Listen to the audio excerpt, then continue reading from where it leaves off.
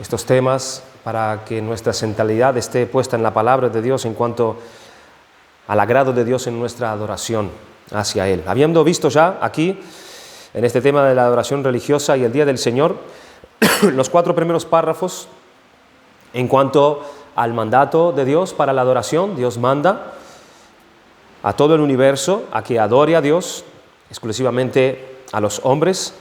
El concepto de la adoración hemos visto también ya en estos domingos pasados. Luego hemos visto el objeto de nuestra adoración, siendo Dios mismo, aquel a quien tenemos que adorar y solamente a Él rendir nuestro culto. Hemos visto también como tema importante a Cristo como nuestro único mediador en nuestra adoración entre Dios y nosotros. Y hemos mirado también la oración como un elemento que es importantísimo en el día de la adoración. Ese fue el párrafo 3 y el párrafo 4. Tenemos que tener en cuenta que la adoración, como algo que hemos dicho importante, no es un fin en sí mismo. La adoración no es un fin en sí mismo. El acto de la adoración es un acercamiento a Dios. Es un medio que Dios le dio a su pueblo para que nosotros podamos acercarnos a Dios, para tener un encuentro con Él, una relación como congregación con Él, donde venimos a traerle a Dios unas ofrendas, a traerle a Él unos elementos que Él nos manda en su palabra, determinados. Y esto es lo que yo quisiera que nosotros subrayemos aquí, hermanos, sobre todo. La adoración no es estar pendiente de estar haciendo cosas. No se trata de eso. La adoración sí que tenemos que ser diligentes en buscar y hacer aquello que el Señor nos manda ya prescrito en su palabra para traerle a Él lo que nos pide, pero no es algo que tenemos que estar pendiente como muchas cosas en nuestra adoración. ¿Qué es lo que vamos a cantar? ¿Qué es lo que vamos a agregar en nuestra alabanza? ¿Qué programa hay? Como si nosotros estuviéramos con una expectación antes de venir a cada día del Señor en la adoración para ver de qué forma vamos a adorar al Señor hoy. ¿Qué cantante vamos a tener hoy para traer adoración al Señor? ¿Cómo estará vestido el coro? ¿O qué otros elementos vamos a traer? Como si estuviésemos pendientes cada domingo de cómo va a ser el día de la adoración cada domingo. Porque podemos venir a adorar sin adorar a Dios. Podemos irnos a nuestros hogares como así hemos venido. Adorar es traer los sacrificios que Dios quiere y que Él pide de nosotros.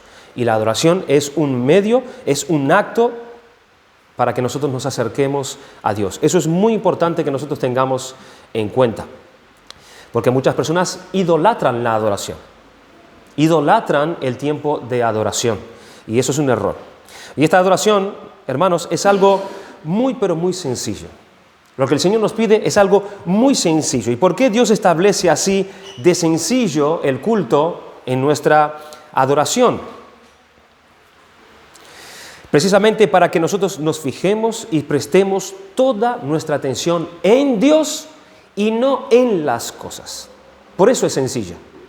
Dios quiere que Él sea la centralidad, que nos dediquemos a Él y prestemos toda nuestra atención a Él y exclusivamente a Él. Y todo lo demás sean medios para que eso sea así. ¿Recuerdan en Éxodo, capítulo 20, versículo 25? Y si me hicieras altar de piedras, no la labres de cantería, porque si alzares herramientas sobre él, lo profanarás. Dios quiere que nosotros cojamos esa piedra para hacer el altar, para ofrecer los sacrificios a Dios y adorar, pero olvídese de la piedra, nos dice el Señor. No se entretengan en la piedra. No estén pendientes de la piedra para mirar cómo está esa piedra. Si la podemos hacer más bonita, más brillante, más figurativamente más linda a nuestros ojos.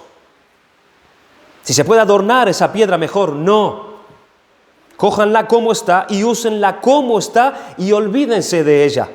Pongan su atención en Dios y solamente en Dios para que la adoración sea en verdad adoración y no meramente un acto en sí mismo totalmente vacío de todo contenido espiritual. Y esto es lo que en verdad tenemos que conseguir, hermanos. Es alcanzar, descubrir y mantener a toda costa que nuestra reunión de adoración sea en verdad un acto de adoración de todos los que venimos aquí y somos participantes de ella. Por eso es esto y solo esto lo que tenemos que fijar en nuestra mente y en nuestro corazón. Nosotros venimos a reunirnos con Dios, a acercarnos a Dios y de esta forma que Él ha establecido, y venimos con los sacrificios y las ofrendas que Él quiere y que Él pide, y solamente esas ofrendas y sacrificios son las que le van a agradar a Él. Y cuando hagamos esto así, tenemos que estar pendientes después.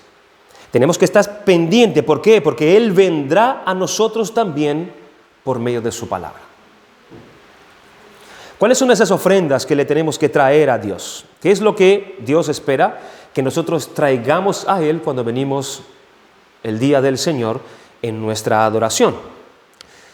Porque nadie se puede presentar, hermanos, delante de Dios, a Él, con las manos vacías.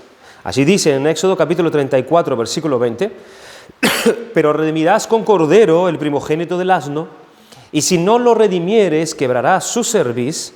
Redimirás todo primogénito de tus hijos, y ninguno se presentará delante de mí con las manos vacías. Pues bien, hermanos, estas ofrendas son lo que aquí hemos llamado los elementos de la adoración. Es lo que la confesión llama también.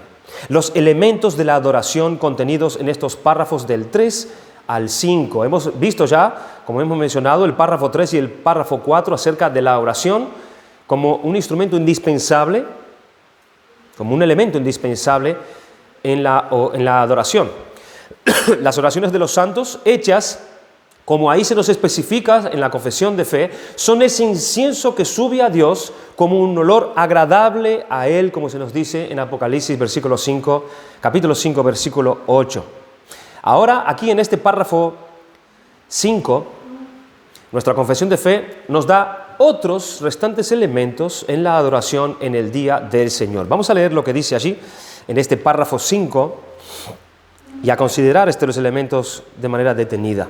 Dice así: la lectura de las Escrituras, la predicación y la audición de la palabra de Dios, la instrucción y la amonestación los unos a los otros por medio de salmos, himnos y cantos espirituales, el cantar con gracia en el corazón al Señor, como también la administración del bautismo y la cena del Señor, todas estas cosas son parte de la adoración religiosa a Dios que ha de realizarse en obediencia a Él, con entendimiento, fe, reverencia y temor piadoso.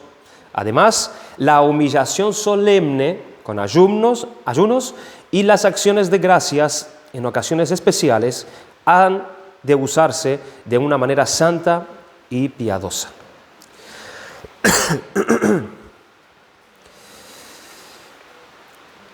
Fijémonos, hermanos, lo que menciona aquí en este párrafo 5.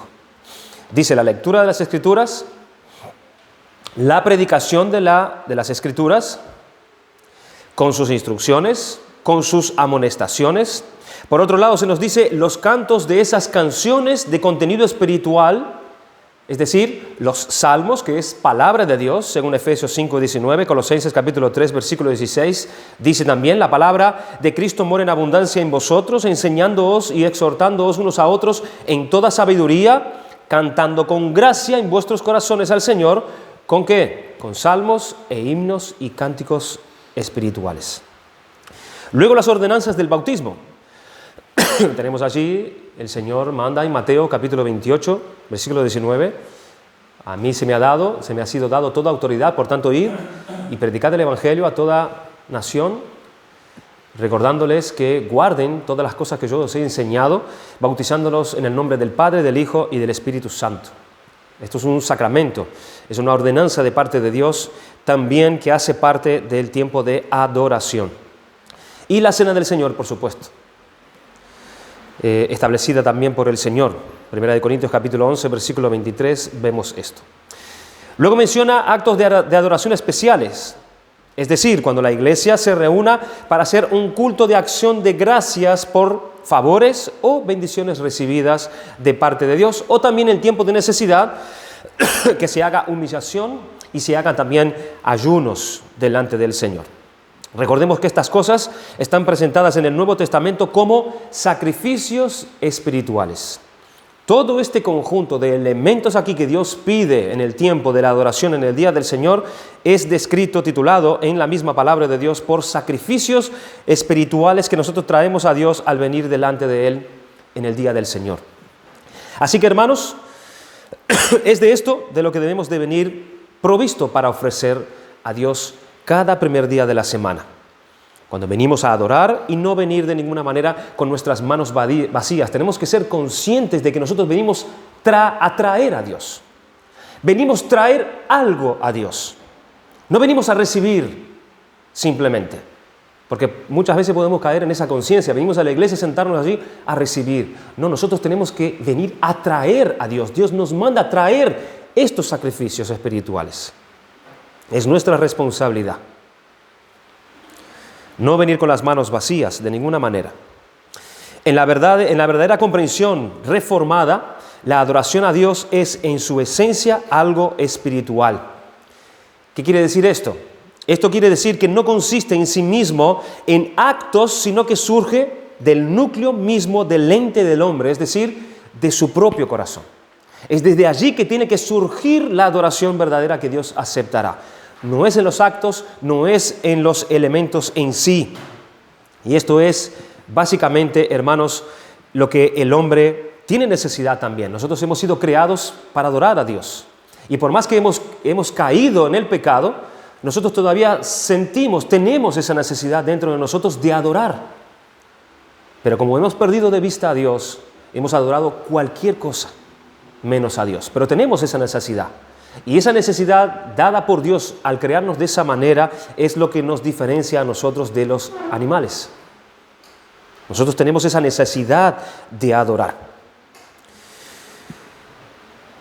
Dado que los hombres no son capaces, hermanos, de adorar en una forma verdaderamente espiritual, a menos que el Espíritu de Dios nos capacite para hacerlo, nosotros necesitamos el Espíritu de Dios para poder adorar a Dios como Él quiere.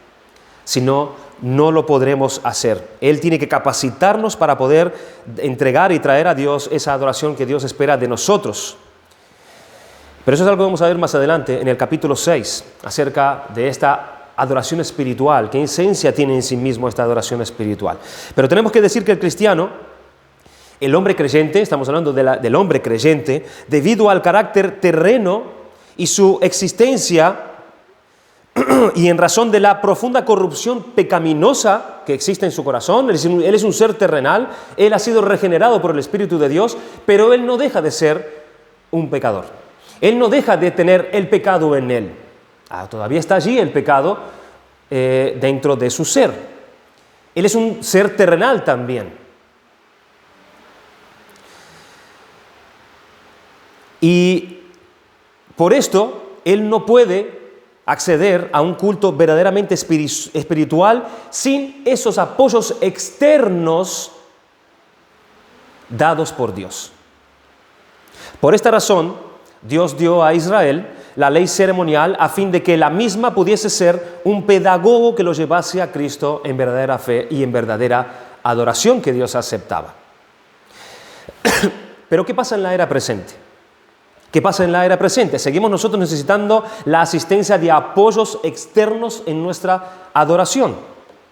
Hermanos, en la era presente, si bien Cristo ya ha venido, si bien la iglesia ha recibido el don del Espíritu Santo en su plenitud, pero sin embargo el hombre aún todavía necesita elementos de apoyo en su culto a Dios. Todavía seguimos necesitando elementos de apoyo para nuestra adoración.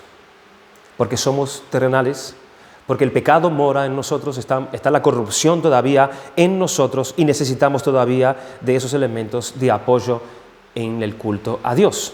Aunque es verdad que esos elementos es de un tipo diferente de aquellos que Dios dio a Israel en la ley ceremonial, es verdad que hoy en día son otros los elementos que Dios requiere de nuestra adoración a Él. Sin embargo, por medio de tales ayudas y auxilios, el creyente es capacitado para poder elevar más fácilmente su corazón en una verdadera adoración y para tener comunión con Dios por medio del cual él puede crecer en gracia, puede crecer en fe y en semejanza a Cristo Jesús su Señor.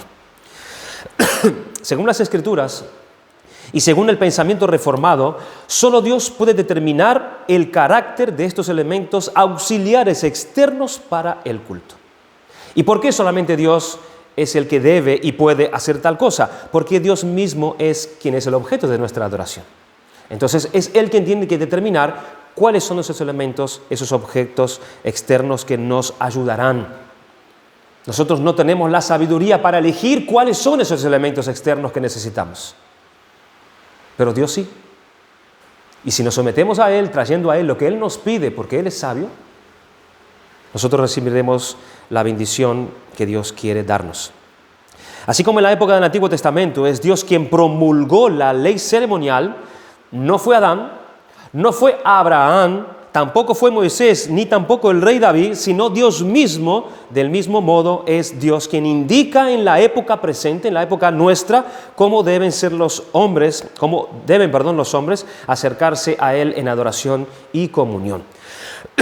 Y desde la existencia de la Iglesia, el Nuevo Testamento indica, aplica y nos da estos datos, estos mandamientos en general, desde la ascensión de Cristo. Lo tenemos todo allí. Todo Dios lo dejó prescripto en su palabra en el Nuevo Testamento para que sepamos cómo tenemos que acercarnos a Él. ¿Cuáles son esos elementos que nos ayudarán, hermanos, a acercarnos a Dios? Como base de todo, por supuesto, es presentarnos a nosotros mismos, a Dios en sacrificio vivo para Él. Esa es la base de todo. En Romanos capítulo 12, versículo 1, así que hermanos, os ruego por la misericordia de Dios que presentéis vuestros cuerpos en sacrificio vivo, santo, agradable a Dios, que es vuestro culto racional. Es traer nuestro cuerpo, sí, nuestro cuerpo físico. Pero esto está hablando también de una totalidad de nuestro ser. Es traer todo nuestro ser tiene que ser ofrecido a Él. Por supuesto que no es un sacrificio de sangre, no es un sacrificio de nuestro cuerpo en esta manera, sino que es un sacrificio espiritual. Es presentarnos a Dios en una actitud especial. Es la intención, es el deseo de ofrecerse a Él por completo. Es decir, de disponerse para Él, de expresarle que somos y estamos para Él, que nos damos por completo a Él, y eso es lo que se hacía en un sacrificio. Se entregaba por completo ese sacrificio a Dios. Esto es lo que primero traemos a Él, hermanos, a nosotros mismos, todo nuestro ser a nuestro Dios. Y esto lo hacemos trayendo, por supuesto, un corazón contrito y humillado. Es una de las bases de el tipo de ser, cómo tenemos que presentarnos ante Dios como sacrificio. Un corazón contrito y humillado. El Salmo 51:17 dice: los sacrificios de Dios son el espíritu quebrantado. Está hablando de un espíritu roto. Al corazón contrito y humillado no despreciarás tú, oh Dios. Escuchen lo que dice Richard Baker en relación a este versículo. Él dijo: recuerda que el sacrificio es un espíritu quebrantado, es un corazón roto. Tenemos que traer este tipo de corazón delante del Señor. Él pregunta: ¿es algo roto útil aún para algo? ¿Podemos beber en un vaso roto? No, ¿verdad? ¿Podemos apoyarnos en un cayado roto? Por supuesto que no, nos caeremos.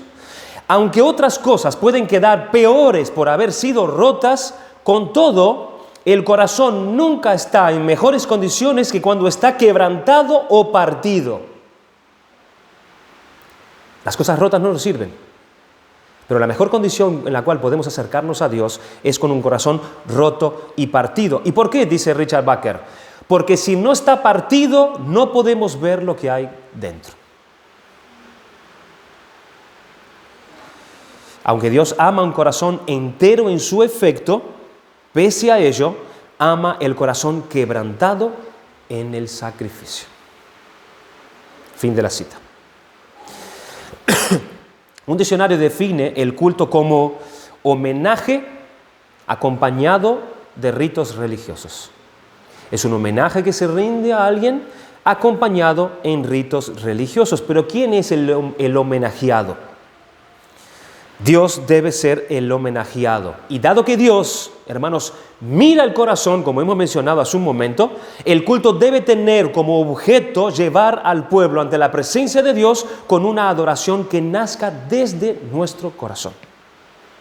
Dios no va a aceptar otro tipo de adoración que no nazca, hermanos, desde nuestro corazón. No lo aceptará. Miremos entonces, hermanos, estos elementos que Dios pide en la adoración congregacional en el día del Señor. Y para ello yo me voy a guiar del diccionario de la Teología Práctica, editado por Rodolfo Turnbull, que a su vez él se basa también en la institución de la religión cristiana de Juan Calvino. Uno de los primeros elementos que ya hemos considerado, hermanos, es la oración. Vamos a hacer algunos comentarios en ampliación de este tema de la oración. Las oraciones en voz alta, todo esto es en el contexto de la adoración, el día del Señor, ¿cierto? Las oraciones en voz alta ocupan un lugar importante en el culto de adoración en el día del Señor. Tanto el pastor como el hermano que es llamado a orar, él está guiando en oración a toda la congregación. El que ora no ora por sí mismo solamente, sino que su responsabilidad consiste en guiar a la congregación en sus oraciones. Y por esa razón, él ora en una forma que tenga relación con esas devociones de la congregación. Por su parte, todos los asistentes deben participar escuchando atentamente de las oraciones, o sea, toda la congregación tiene que oír la oración de aquel que está orando, la oración del pastor o del hermano, que al fin de las mismas ellos puedan realmente decir amén juntamente con él. Es así entonces que toda la congregación ora con el pastor en su corazón, aun cuando la congregación no mencione ni una sola palabra en esa oración. Por esta razón, las oraciones en el culto muchas veces han recibido el nombre de oraciones comunitarias o oración congregacional. Así se denominaba la oración del hermano o del pastor que oraba en el día del Señor. Era una oración congregacional, no individual, congregacional. No se usan formas prescriptas de oración. No se usan formas prescriptas de oración, es decir, las oraciones no son recitadas una y otra vez la misma oración. Esto lo hacían en el pasado. Tomaban y leían oraciones prescriptas, oraciones que tenían buen fundamento, eran bíblicas y eran verdaderamente buenas. Pero eran repetidas palabras. Llegaban a un punto que ya no era beneficioso. No encontramos tal cosa como un libro de oración común en la Reforma, hermanos, sino que la forma en que las oraciones deben ser ofrecidas dependa de aquel que dirige el culto para que éste pueda hablar espontáneamente con Dios y dirigir la congregación a Dios. Los teólogos de Westminster opinaron que el uso obligatorio de oraciones prescriptas tendía a incitar la pereza en los pastores y también a obstaculizar el ejercicio de los dones que Dios le había concedido a estos pastores. Se hacía todo monótono cuando había oraciones prescriptas. Calvino y aquellos que siguieron sus pisadas creían que la base de toda oración congregacional en todo culto debía comenzar con una oración de adoración y alabanza que incluye asimismo la petición que el Espíritu Santo viniese sobre la congregación que rendía culto para hacerlos capaces de adorar a Dios en espíritu y en verdad. Las oraciones subsiguientes debían presentar la confesión de pecados en la congregación, la acción de gracias por la gracia divina y por el perdón, como también por todos los otros beneficios de Dios para con su pueblo. Y finalmente debía hacerse intercesión por otros, no solo por la iglesia, sino por hombres de todo tipo y toda condición, incluyendo las autoridades establecidas. Y finalmente debía hacerse intercesión, he repetido lo mismo. Al finalizar el culto, se hacen también oraciones de agradecimiento por las bendiciones divinas otorgadas también en el culto, ese mismo día, en la adoración. Así que miren qué importante, la oración pública en el día de la oración. ¿Y qué contenidos tiene que tener? ¿Qué tenemos que traer en la oración, aquel que ora dirigiendo a la congregación a Dios? ¿Y la alabanza? ¿Qué pasa con la alabanza? ¿Qué pasa con la música? ¿Qué pasa con el tiempo en el cual nosotros alzamos nuestras voces y traemos a Dios la confesión de nuestros labios? En Efesios capítulo 5, versículo 19, hablando entre vosotros con salmos, con himnos, con cánticos espirituales, cantando y alabando al Señor en vuestros corazones. La alabanza a Dios es un elemento importante mandado por Dios como ofrendas y sacrificios espirituales en el día de adoración. En Hebreos capítulo 13, versículo 15, se nos dice de esos sacrificios que no nos podemos olvidar, esos frutos de labios que confiesan su nombre, expresados según Efesios 5:19 y Colosenses 3:16, son esos cánticos, son esos salmos, son esos himnos que hablan de la obra de Dios, que hablan de la persona de Dios, por los cuales nosotros confesamos a Él, reconocemos ante Él, expresamos su grandeza, su poder, su amor y su sabiduría. El contenido de nuestra alabanza tiene que estar centrado en Dios y en su obra, en su carácter, en sus atributos, en sus misericordias, en acciones de gracias. Pero ¿cómo debe ser nuestra alabanza? Tenemos que hacerlo con música, tenemos que hacerlo sin música. Si es con música, ¿qué instrumentos son apropiados para mantener el orden y la solemnidad en la alabanza? ¿Qué es lo que se debe buscar cuando introducimos estos instrumentos? ¿Cuáles son los principios que observaba la Iglesia en el pasado, hermanos, en cuanto a la alabanza? ¿Qué había que mantener? ¿Qué había que guardar para que la adoración en el culto diera una imagen correcta de nuestro Dios? Durante la Edad Media, todo el canto litúrgico había sido ejecutado por un coro. Solamente por un coro. De no hacerlo el coro, no había alabanza ninguna en la congregación. Lutero, los primeros días del movimiento reformador, enseñó a su congregación a cantar no solo salmos, sino también himnos, a veces adaptados a temas musicales populares de la época. Y recuerden que aquellos temas o músicas populares de la época no eran otra cosa que orquestas. No eran otra cosa que Mozart, no eran otra cosa, no voy a decir Mozart que vino mucho después, pero eran orquestas. No eran música o dirección de música que nos llevaba a nosotros a un descontrol. Lutero usó música en su congregación para poder cantar no solamente salmos, sino que también él incluyó himnos. Una importante innovación que los reformadores protestantes trajeron al culto público fue la de volver a introducir la música en la alabanza como parte de la participación congregacional.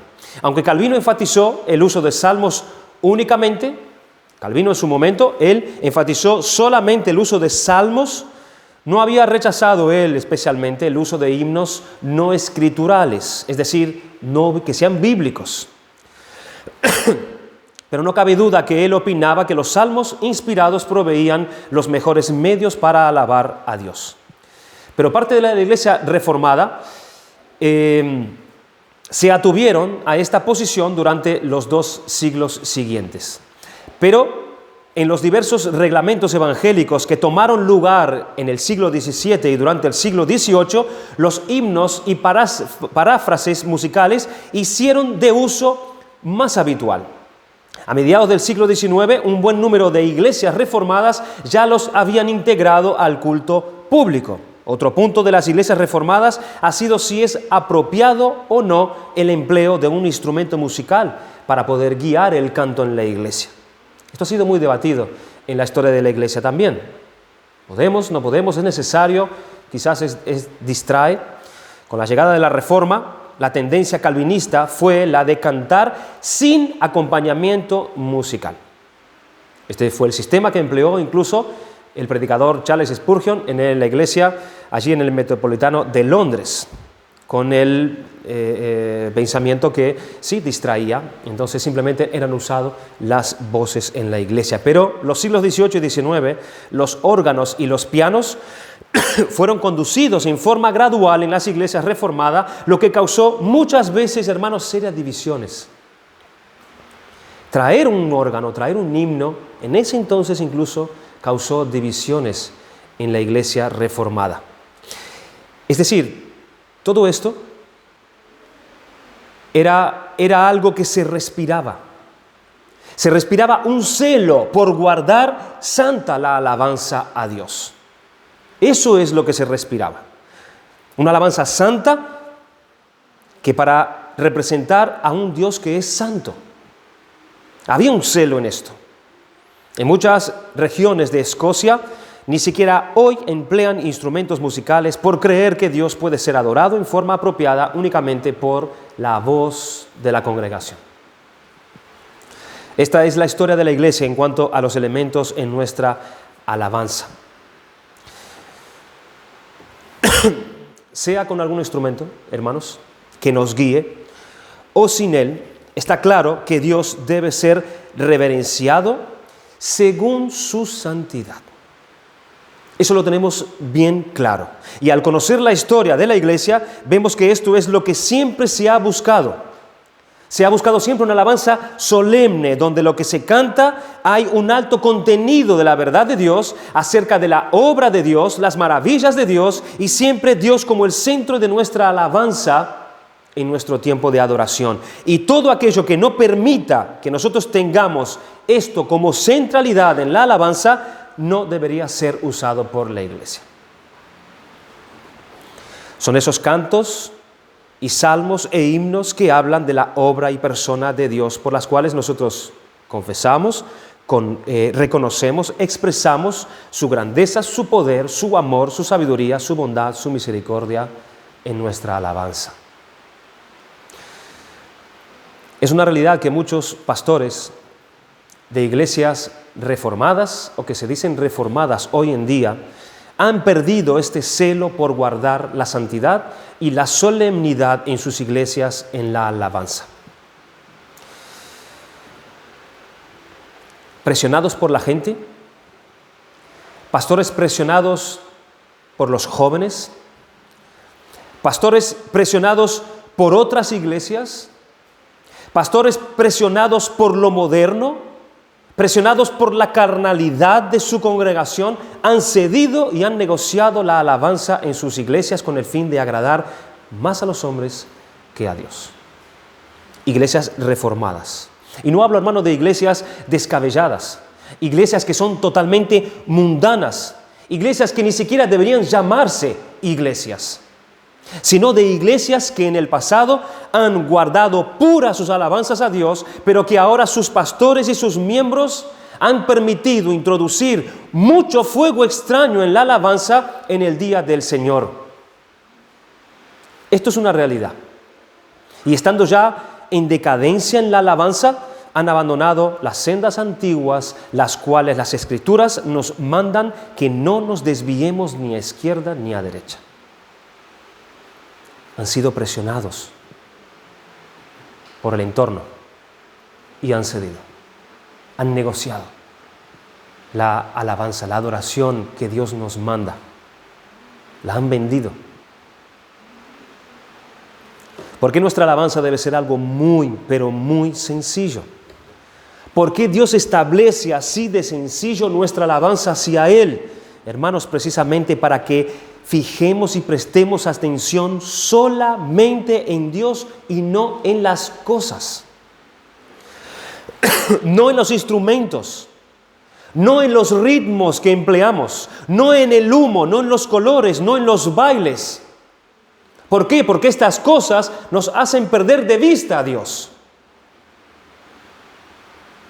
Cánticos y salmos e himnos que hablan de la obra y de la persona de Dios. Primera de Corintios, capítulo 14, versículo 15. ¿Qué pues? Oraré con el Espíritu, pero oraré también con el entendimiento. Cantaré con el Espíritu, pero cantaré también con el entendimiento. no con nuestras emociones, primordialmente, que juegan un papel en nuestra adoración, por supuesto, pero con inteligencia, bíblicamente, entendiendo. El Salmo 47, versículos 6 y 7 dice: cantad a Dios, cantad a nuestro Rey, cantad porque Dios es el Rey de toda la tierra, cantad con inteligencia. No podemos negociar, hermanos, nuestra alabanza. Si hemos entendido que la alabanza que Dios quiere, prescripta en su palabra, es la que hemos entendido, no la vendamos, no la negociemos. Porque Dios nos llama a sujetarnos a solamente lo que Él pide como Él nos pide, sin perder de vista nuestra búsqueda de Él como centro de nuestra alabanza. Otro elemento en la adoración en el día del Señor son las ofrendas y los diezmos.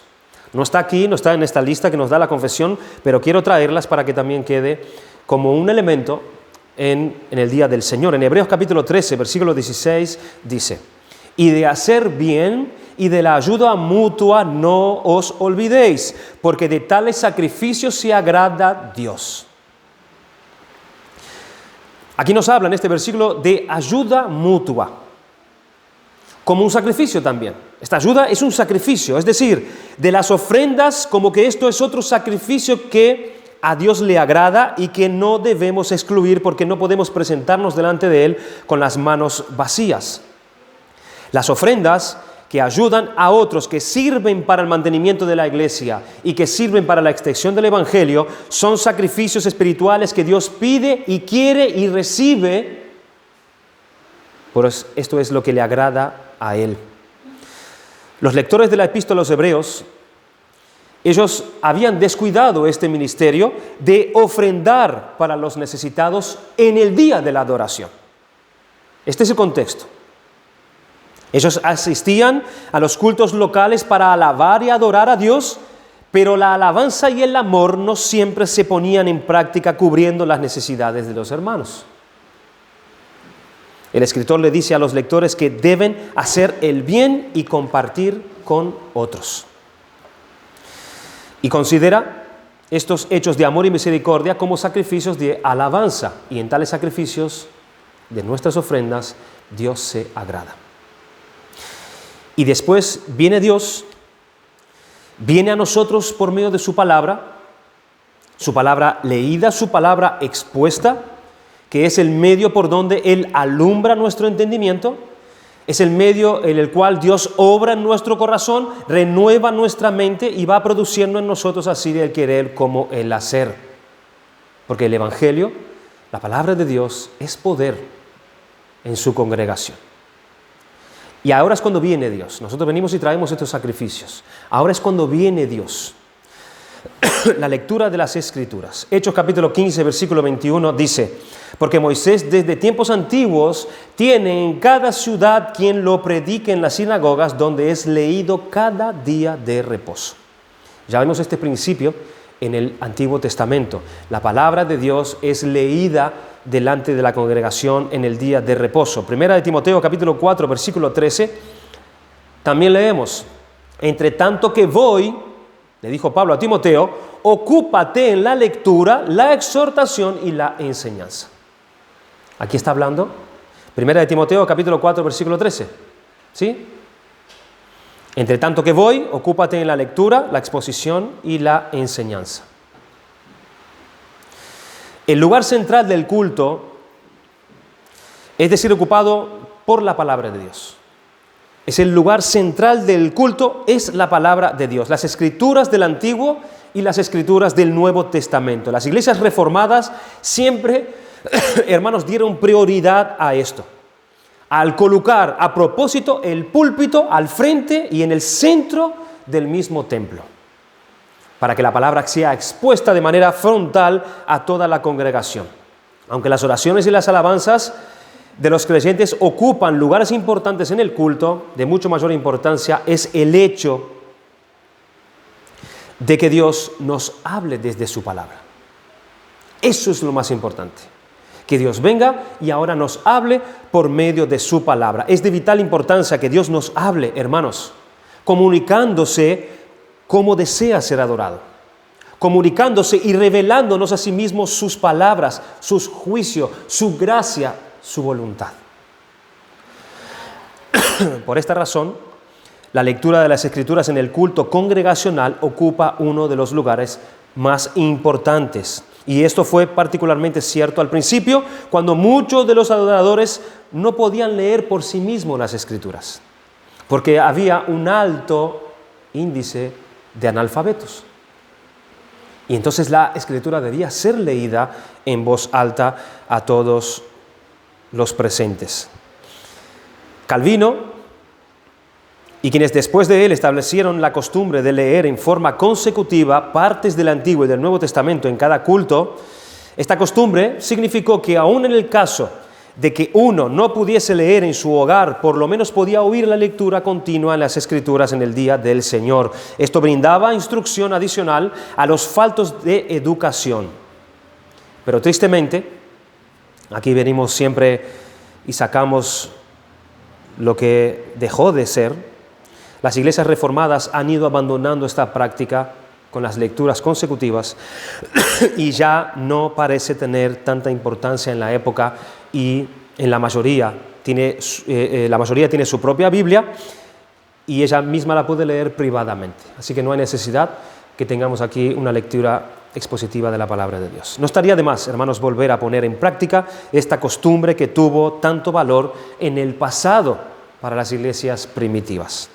Lo importante en todo esto es la convicción de que Dios se dirija a su pueblo a través de su palabra. Tenemos que tener esa convicción. Por eso exponemos la palabra, por eso leemos la palabra, porque sabemos, estamos convencidos de que Dios nos habla mediante ellas.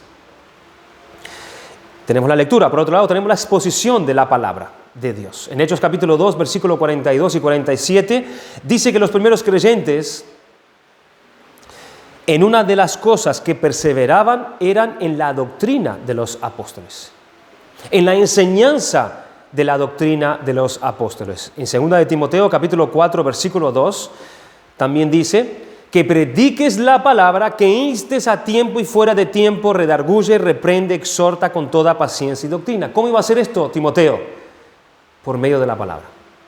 Por medio de la palabra de Dios, por medio de la exposición de la palabra de Dios. La mera lectura no proveyó todo lo que hacía falta, puesto que la mayoría no podía tal vez entender lo que la palabra de Dios les quería decir, o cómo debían ellos aplicar a sus propias vidas la palabra. El cristiano necesitaba ser asistido en esto por medio de la explicación y la aplicación práctica de la palabra de Dios en su vida diaria. El sermón siempre ha ocupado un lugar central en el culto reformado, puesto que es la palabra de Dios dirigida al hombre en su situación existencial. Los que forman parte de la línea reformada han reconocido siempre su posición de importancia y han enfatizado su necesidad como núcleo del culto. Por eso, el arrepentimiento, por eso la fe y la alabanza todo esto surge como resultado de la proclamación de la palabra de Dios. Y es cierto, en cierto sentido, el sermón, a través de su interpretación, aplicación y exhortación, lleva al culto a su iluminación, en la cual el hombre en su propio corazón responde al llamado de Dios para él. La exposición de la palabra es el tema, es el lugar central de nuestro culto, de nuestra adoración. Y eso es algo que no está siendo así hoy en día tampoco. Hoy en día nos ocupamos más de la alabanza, más de la música, más del baile, más de toda esa parafernalia, y la predicación de la palabra ha sido acortada en 10, en 15 y apenas una meditación en la cual nadie entendió, nadie capturó, nadie se benefició. Se perdió el centro de la reunión, se perdió el centro del culto. Es por esto que la iglesia no es edificada, porque Dios no está hablando, porque su palabra no está siendo expuesta. Y la iglesia está siendo más carnal que espiritual, porque no está recibiendo de Dios el trato que necesita. la exposición de la palabra. Los sacramentos. En la mente de los reformadores, los sacramentos del bautismo y de la Santa Cena van unidos al sermón. Hermanos, estas cosas van unidos al sermón, dado que los sacramentos son las palabras, que son, en las palabras de Agustín, las palabras visibles de Dios. Tanto el bautismo como la Cena del Señor, estas dos instituciones por Cristo en la Iglesia, dice Agustín que son las palabras visibles de Dios. Esto tiene que ir acompañado con la palabra, con la exposición del sermón, para que sea entendido. Los sacramentos, esa palabra sacra significa sagrado y mento significa medio. Es un medio sagrado, es lo que significa esta palabra. Clarifican en un sentido material y simbólico la obra misericordiosa de Dios en Cristo Jesús. Esto es lo que indica. Como Calvino indicó, Dios los había dado a los hombres debido a su carácter de seres finitos y a su corrupción, para que Él pudiese constantemente recordarles por medio de elementos materiales lo que había hecho por ellos a su favor. Es más un poco de lo que habíamos dicho antes.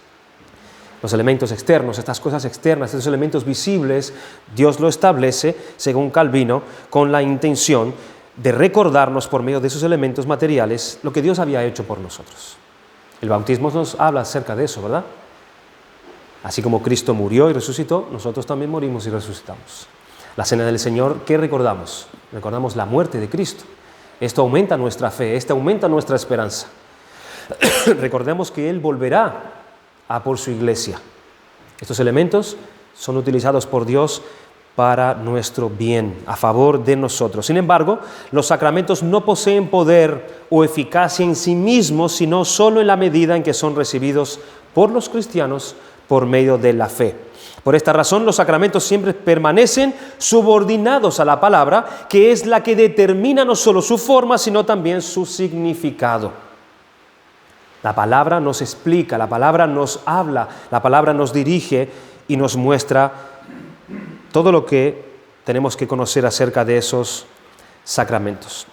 Otra característica de los sacramentos en la línea reformada es que los mismos son ritos congregacionales, y esto es muy importante.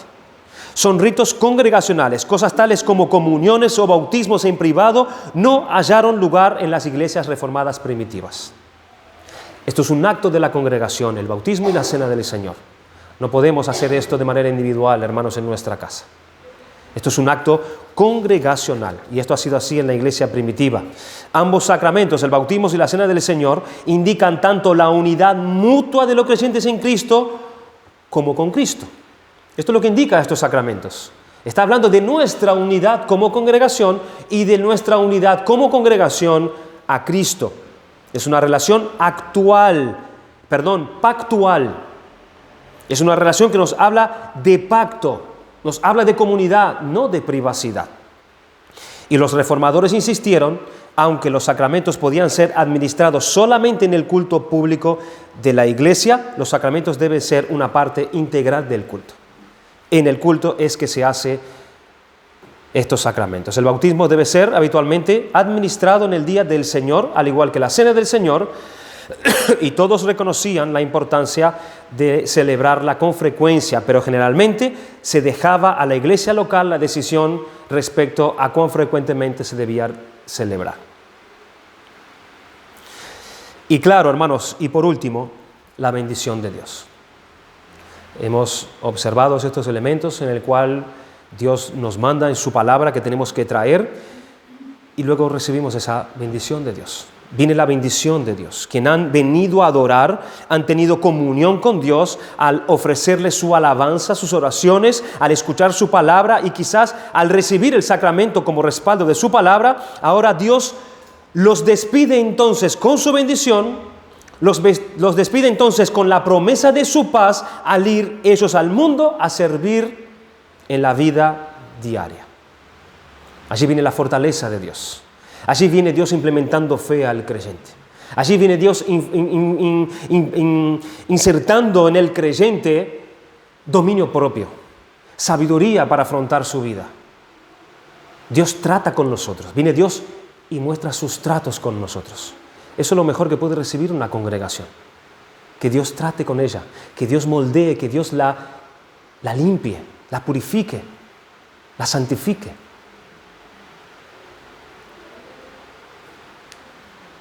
Dios trata con sus pecados por medio de su palabra, impartiendo fortaleza, ánimo, fe, esperanza, etc. El verdadero culto reformado permanece siendo básicamente, hermanos, el mismo en toda la línea de la Iglesia de Jesucristo. Enfatiza el hecho de que todo culto a Dios debe ser espiritual, al cual asistencial también, debemos estar allí. En base a este carácter espiritual que caracteriza a nuestro culto, la Iglesia mantiene su libertad de ocuparse de los detalles del culto, pero siempre bajo la autoridad de Cristo manifestada en las Escrituras del Antiguo y del Nuevo Testamento. En toda ocasión en que su señorío es reconocido y su autoridad es obedecida, el hombre puede y debe glorificar a Dios y basarse en el que es la razón principal de su existencia. Así era el culto bíblico, sin artificios humanos, durante toda la era de la Iglesia. No se necesitaba la pompa ni la superstición de la Iglesia medieval. Lo que se necesitaba, hermanos, era percibir la presencia de Dios que Él prometió a los que se reúnen en el nombre de su Hijo Jesucristo. ¿No es eso lo que cantábamos? La iglesia sencilla busca percibir la presencia de Dios. Es ese su anhelo, es acercarse a Dios y que Dios se acerque a ella. Tristemente, ciertos evangélicos sienten o no sienten la presencia de Dios y es una percepción subjetiva, pero emocional. Pero de eso no se trata. El poder transformador del Espíritu Santo no tiene que ver con esos aspectos o con esos excesos emocionalistas que tienen un efecto temporal pasajero. No se trata de eso. El Espíritu Santo actúa por la palabra predicada para que todo el que cree experimente el amor salvador de Jesucristo. Los escritos de los primeros siglos de la era cristiana muestran que los cultos cristianos, es decir, la adoración a Cristo, era un evento solemne pero sencillo. Solemne pero sencillo. Los reformadores del siglo XVI siempre defendieron sus liturgias que procuraban asemejar a la de la iglesia primitiva. Oremos, hermanos, entonces, por un derramamiento del Espíritu Santo para que en las iglesias se restaure la adoración bíblica, la adoración que encontramos en las Escrituras, la adoración que es guiada por el Espíritu Santo, la adoración que es proclamada la palabra de Dios y la fiel administración de las ordenanzas sagradas, es decir, los sacramentos, y que estos vengan y cumplan el propósito de Dios de hacer bien a su pueblo. Y así también, hermanos, algo fundamental, nosotros veremos entonces genuinas conversiones de pecadores rindiéndose a Cristo al ser testigos de su poder transformador. El culto fiel a Dios. Dios obra en el culto fiel a Él. Que el Señor nos bendiga, hermanos. Que tengamos estas cosas bien presentes. Este es nuestro fondo único. Debe ser nuestro fondo único en nuestra adoración. Para que nosotros podamos estar de verdad agradando a Dios, si es ese nuestro verdadero deseo, de traer nuestros sacrificios espirituales a Él, lo que Él nos pide a nosotros sin desviarnos ni a derecha ni a izquierda, ni dejarnos de ser persuadidos por otros que quieran venir a tratar de convencernos que lo nuestro es aburrido, que lo nuestro es sin sentido, que cuando vengamos a las personas que vengan nos visiten y así como vienen se van porque no encuentran en este culto espiritual algo que les venga a ellos favorable. Que nuestro deseo sea servir al Señor, como Él nos pide, ser fieles a Él. Eso es el todo del todo. para que luego Dios venga con sus bendiciones, con sus tratos y haga su obra en nosotros. Ese es el fin, hermanos, de la obra de Dios. Transformarnos a la imagen de Cristo. Por eso nuestro culto tiene que ser bíblico, centrado en su palabra.